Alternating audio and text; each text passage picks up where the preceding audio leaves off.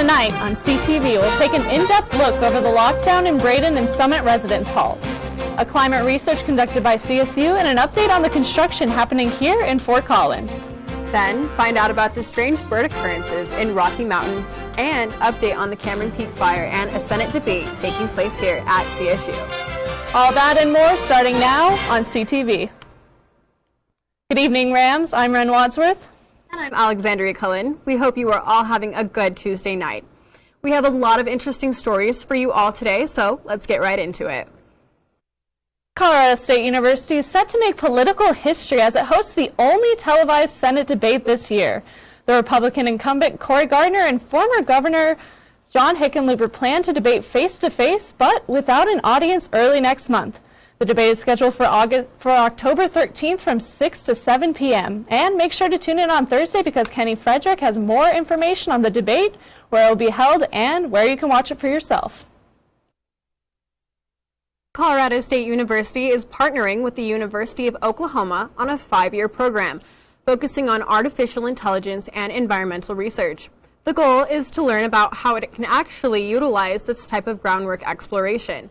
According to Matthew Rogers, a research coordinator for the Cooperative Institute of Research in the Atmosphere, this program was rigorously reviewed before being selected. CSU will lead 2 use cases studies in the hopes of better understanding tropical storms and the prediction of severe weather events on multiple timescales.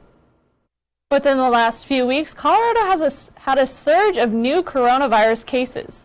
According to public health data, over 4,000 new cases have surfaced. Just in the last week, 2 of the worst counties in Colorado, Boulder and Denver, have issued orders to help fight the spread of the virus. Denver has not announced their order as yet, but Boulder's plan is to not let anyone between the ages of 18 and 22 to gather together, even in groups as small as 2, unless they are living together. Both Boulder and Denver counties are home to large Colorado colleges, and it is speculated this is the cause for the orders being created. But with college counties being scrutinized, it may be the time to ask, is Larimer County next to receive a similar order? 2 residence halls here on campus are under mandatory lockdown due to the high amounts of COVID found in the wastewater. This is the only way the school can stay open. This is the only way that everyone can stay healthy and we can stay on top of COVID. On Thursday evening, students living within the Braden and Summit halls received an email stating that CSU was implementing an immediate quarantine for these 2 dorms. Some students ran out the door to go home. Others just stared at the email in shock. Although it was a thought in many's minds, no one actually believed that it would become a reality. Now, being locked in the dorm isn't something I think any of the students wanted to do this semester. Let's get an inside look on how they feel going forward. At first, I was a little bit nervous because I thought Braden was doing a pretty good job because whenever I would go out into the halls, I would see people social distancing and wearing their masks. Personally, I'm doing all right. This time I've actually, I've got someone to share a room with, and so there's a lot of socializing, which you don't get if you are put into quarantine. However, some are dealing with it better than others. Personally, I'm going a little bit insane. My roommate and I are doing pretty well, but it is hard not going outside. All these students want to share the same simple message. Please wear your masks when you're on campus. Just say, make sure that you keep following, 6 feet apart, social distancing, wear your masks when indoors and stuff like that. And before you know it, we'll all be out of this together. Now, we do have a live update on the lockdown for students who live in Braden or Summit and have tested negative have officially been released from the building-wide quarantine.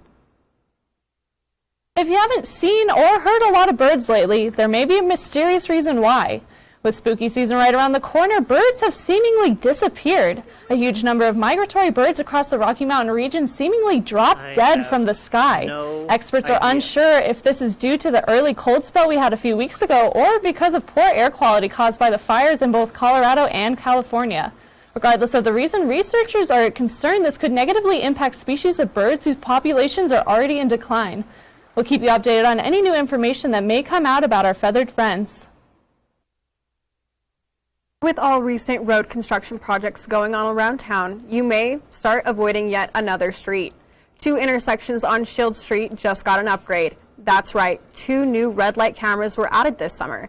The crossing between Mulberry and Shields, as well as the intersection on Prospect Road and Shield Street, was installed in mid-September. These cameras are placed on busy roads to scale down red light violations while hoping to reduce the amount of roadside collisions. If caught on camera, you will receive a $75 fine. All funds received from these red light cameras will go towards future operating cameras that will be placed in the city of Fort Collins. Last week, I covered Colorado State's mountain campus and how it was impacted by the Cameron Peak fire. Today, we have an update about the Firefighters station there. As the Cameron Peak fire continues to burn, Cass Cairns, a public information officer for the Cameron Peak fire, sat down to explain the severity of the situation.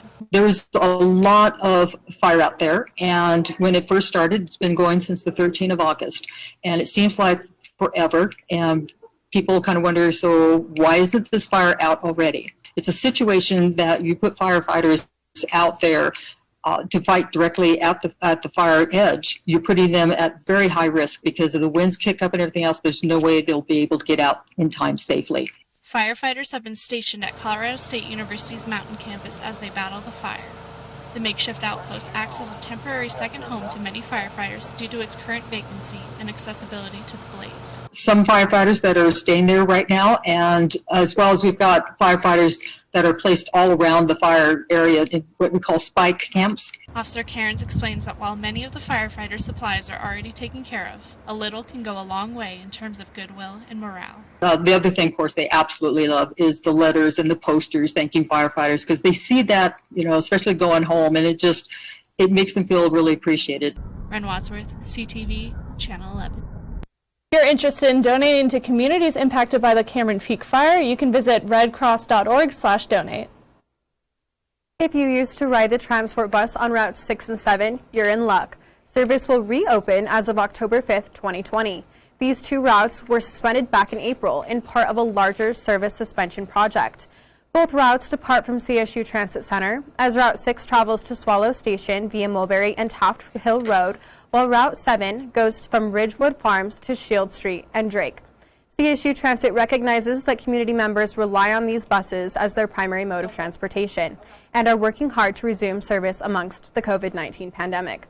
For service routes and times, please visit ridetransport.com/routes. New Mexico has updated their out-of-state quarantine list, and Colorado has been added. A New Mexico executive order requires visitors from higher-risk states to quarantine themselves for 14 days or the duration of their trip, whichever is shorter. The state quarantine order requires people who visit from states with a 5% positivity rate to social distance in residential areas after their entry into New Mexico. With Colorado's increasing number of coronavirus numbers, it, along with Oregon and Rhode Island, have been moved to the list of high-risk states, which now totals 39. We'll keep you updated as New Mexico and other states release their lists. The UC Health Garland England Blood Center is now taking post-COVID-19 plasma donations. Statistics are proving that this type of plasma has actually benefited the treatment of COVID in patients since they began back in April. The convalescent plasma contains antibodies which help fight infection. As of September 22nd, the center has had over 137 donors, contributing almost 300 usable units of plasma to help combat coronavirus in both patients in Colorado and across the country. If you believe you are qualified to donate, contact the center's recruiter or fill out an online form on their website.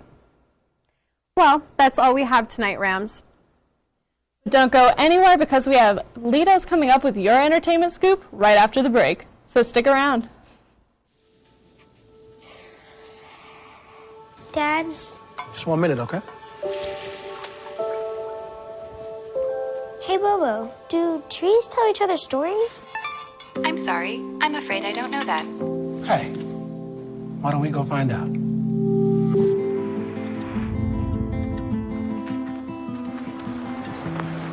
Listen. Do clouds take naps? I couldn't tell you.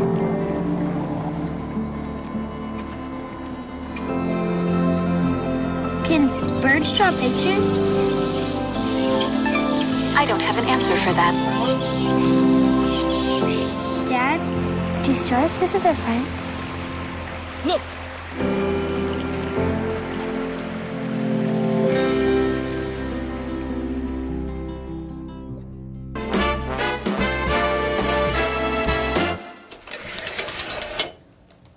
How's it going, Rams? I'm Litos Castro, filling in for Jenna Barrow, and I am here on this lovely Tuesday evening to bring you all the spice in entertainment news. So, without further ado, let's get right into it. To start us off, Colorado State University continues to make a name for itself in the environmental department. CSU has been named one of the most sustainable higher education institutions, that's a mouthful, I know, in the nation. This marks their 7th year in a row. Out of over 300 institutions recognized in the annual Cool Schools Green Ranking, CSU was named number 7 by the Sierra Club. The school also received the highest level ranking, Platinum, for a record-breaking 3rd year in a row. These rankings were determined by a variety of criteria, including student engagement in environmental activism and the school's commitment to environmental responsibility. So, basically, CSU is officially cool. It'd be nice if someone could tell me what that's like a little bit. Thanks. Appreciate that. Well, anyway, in my opinion, the theme of 2020 can be taken from the old theater saying, "The show must go on." Well, Canyon Concert Ballet is following just that. This past Friday, they had their 4th annual ballet and beer performance at the Lyric. The theme of the show was Latin Nights, and audience members were able to be a part of the fun by joining the performers in a variety of dance styles, including the traditional Puerto Rican dance known as the bamba. When guests weren't dancing, they could sit back and relax with a beer, socially distanced, of course. But with this performance, the Canyon Concert Ballet Group has now cha-cha'd their way into their 41st dance season. And now, for those of you that don't like needles, you might want to look away or guard your inner elbows here for a second. The health and wellness trend has spread to Fort Collins in the form of the Hydrate 4 bar in Old Town. You may think that getting stabbed with something sounds a little counterintuitive for wellness, but these saline bags are filled with vitamins and antioxidants that are meant to aid in things like anti-aging, athletic performance, and even potentially cure hangovers. Yeah, you heard me. So if you're looking for a boost, the Hydrate 4 bar might just be up your alley. As we keep moving forward, some of you may know Krista McAllister from one of our other shows known as CTV Cooks. Well, Krista has decided to bring that love for food right here to talk about one of her favorite dairy products. Hi everybody and welcome to the revamp of Krista's Catch. Today I'm going to be reviewing 2 different kinds of milk from Morning Fresh Dairy. I'm going to be trying their chocolate milk as well as their salted caramel milk. Morning Fresh Dairy is located just outside of Fort Collins in Bellevue, Colorado, but the 20-minute drive is more than worth it. The dairy farm is situated right next to the Howling Cow Cafe, where you can buy products gathered and made fresh from the farm. Everything was so peaceful and quaint, and knowing how close the cows were to the cafe made me excited to try their fresh products. We're going to go with the classic, the chocolate milk first. So here we go. It's so creamy, so rich, but without being overwhelming. It just tastes like luxury, but in milk form. We're going to try the salted caramel next.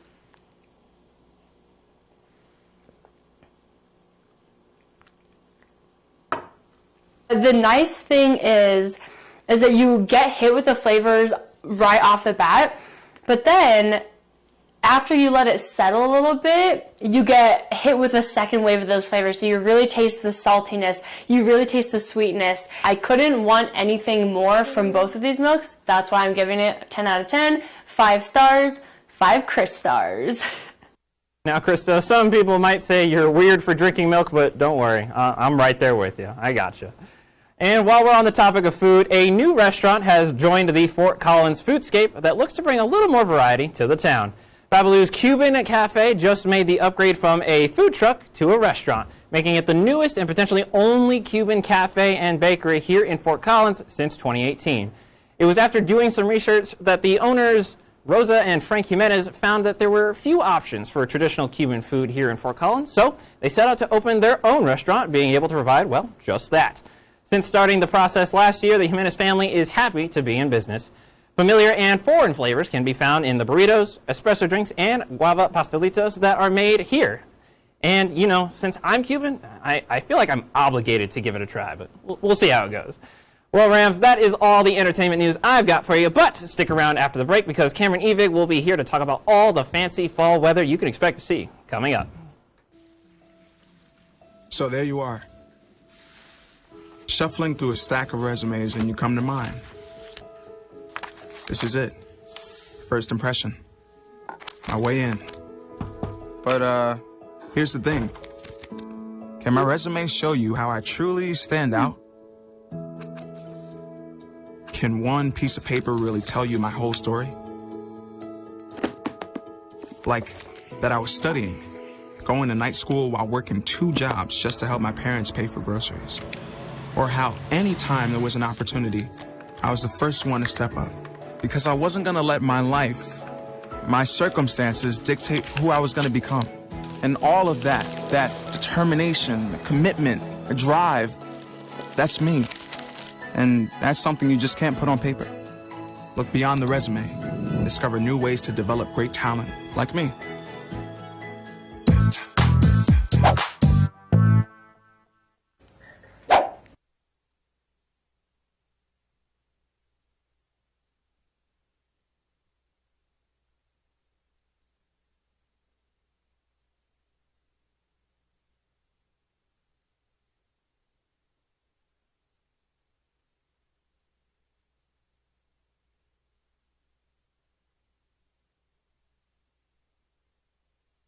On the campus earlier today on the CSU campus, and absolutely phenomenal scenes here as we see the mountains looking great. Glistening is that rec center, and can't forget about Canvas Stadium, which might have some new visitors anytime soon as we get ready for that Mountain West football to come back. And then we are also looking at the new lagoon. Absolutely looking great, glistening outside of the LSC. And the is now, we take a look at the overnight lows. Burlington, we see 46, Lamar at 43, Pueblo at 48, Alamosa at a chilly 30 degrees. Gunnison going to be at that 25 degrees, the lowest we see across Colorado tonight. Gunnison or Grand Junction at 47, Denver at a nice warm 51 degrees, Pueblo going to be at 48, and Craig a chilly 27 degrees. As we go from overnight lows to tomorrow's forecast, going to be 75, a high and a low of 41, sunny and dry is going to be your conditions. Sunset 6:43 p.m. And the moon going to be that waxing crescent.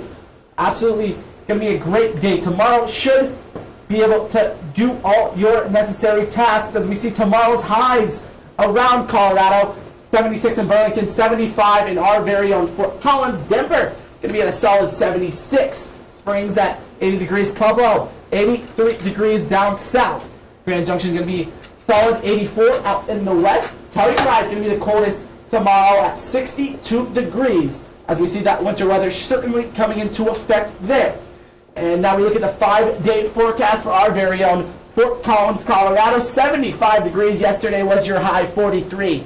Going to be your low, 82 today. Felt like a hot one out there. 46 going to be your low. As now we look at Wednesday, tomorrow, 75. Going to be your high, 41. Going to be more of your lower weather. Thursday, 67 and 41. And Friday, going to have a couple clouds and 78 and 43. That's all I got for you, Rams. Thank you for joining me for weather. Stay right here, because after the break, we got Hunter Fillmore with sports.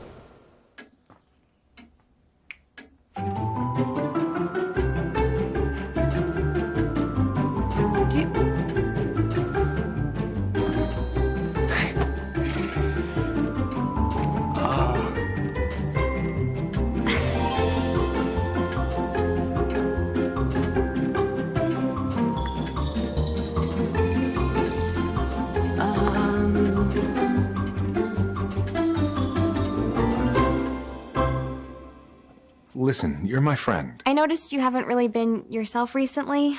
Yeah, I feel like something's up. How are you? Are you okay? Is there anything you want to talk about? I just want to know how you're feeling. And listen, even if you don't know what to say, I'm here to talk. No matter what you're going through, I just want you to know I'm here. I've got your back. When you want to talk, I'm here.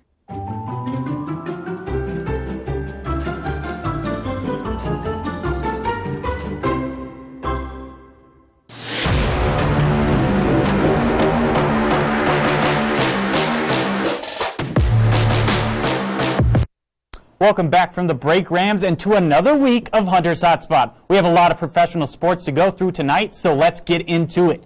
Starting this week off, let's talk about Starting this week off, let's talk about the up-and-coming NBA Finals matchup. The Lakers and the Heat will be facing off in Game 1 tomorrow night. LA is the 1 seed in the West and are the favorite going into the series, as Miami was only the East 5 seed entering the playoffs. In over 70 years of NBA basketball, the Heat are the first 5 seed to ever make it to the finals.